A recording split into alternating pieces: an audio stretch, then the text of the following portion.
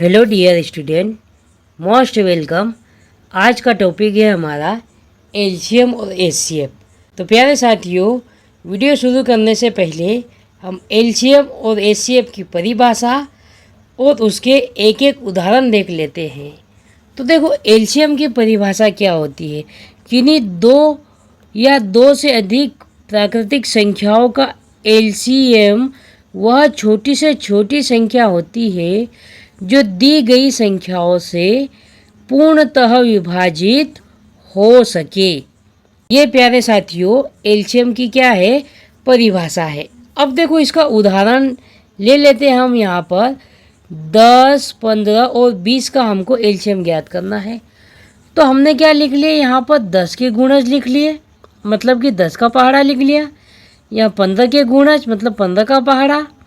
यहाँ 20 के गुणज मतलब 20 का पहाड़ा लिख लिया। अब इसमें देखना है छोटा से छोटा जो तीनों का गुणज है और जो सबसे पहले आता है। तो देखो, 60 यहाँ भी है, 60 यहाँ भी है, 60 यहाँ भी है। तो उभयनिष्ठ गुणज क्या आ रहा है, पहला इनमें 60 आ रहा है। तो इसका एलसीएम कितना हो जाएगा, 60 हो जाएगा। एक तो ये तरीका हो गया। दूसरा तरीका क्या है, हम यहाँ पर 10, 15 और 20 का हम एलसीएम निकाल लेते हैं। तो यहाँ पर निकालेंगे। शुरुआत में क्या करते हैं, हम सबसे छोटी संख्या 2 से भाग देना स्टार्ट करते हैं। तो देखो, 2 का भाग दिया, 10 में कितनी बार जाएगा, 5 बार जाएगा। 15 में भाग नहीं जाएगा तो 15 को हम क्या करेंगे, नीचे उतार लेंगे। 20 में कितनी बार चले जाएगा, 10 बार चले जाएगा। फिर 2 का भाग देंगे तो 5 में नहीं जाएगा तो 5 को नीचे उतार लेंगे।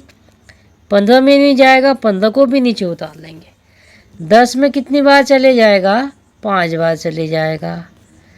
फिर देखो बच्चों, 2 का भाग नहीं जाएगा तो किसका देंगे, हम 3 का भाग देंगे। तो 3 का भाग देंगे तो 3 का भाग 5 में नहीं जाएगा, नीचे उतार लेंगे, है ना। 15 में चले जाएगा, 3 पंजे 15। फिर 5 में नहीं जाएगा, 5 को भी नीचे उतार लेंगे। फिर उसके बाद देखो, 3 का भाग नहीं जाएगा तो हम किसका भाग देंगे, 5 का भाग देंगे। 5 एकम 5, 5 एकम 5, 5 एकम 5। हमें भाग तब तक देना है जब तक एक एक ना आ जाए। फिर एलसीएम के लिए क्या करना है, इनका आपस में गुणा कर लेना है। तो हम यहाँ पर एलसीएम निकालेंगे तो इनका आपस में गुणा कर लेंगे। 2 गुणित 2 गुणित 3 गुणित 5। तो यहाँ पर लिख लेंगे 2 गुणित 2 गुणित 3 गुणित 5। तो देखो, 2 दूनी 4, 4 दूनी 12 और 12 पंजे 60।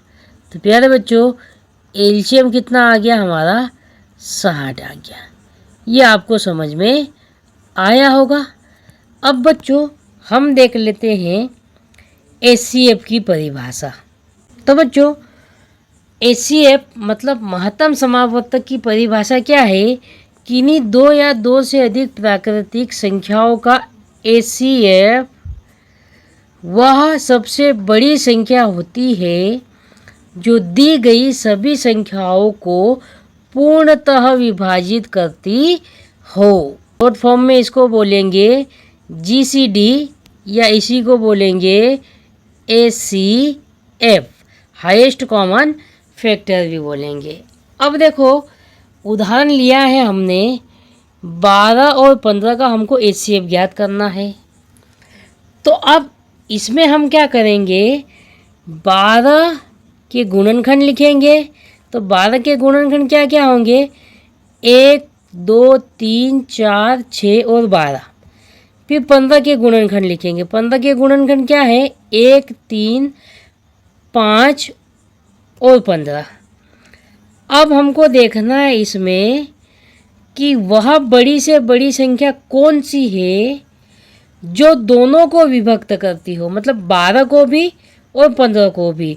तो देखो, यहाँ पर बड़ी से बड़ी संख्या 3 है ना। यहाँ भी 3 है, यहाँ भी 3 है ना। 3 12 को भी विभाजित करेगी और 15 को भी विभाजित करेगी। तो हमारा जो एचसीएफ होगा वो क्या रहेगा, 3 रहेगा। एक तो तरीका ये हो गया।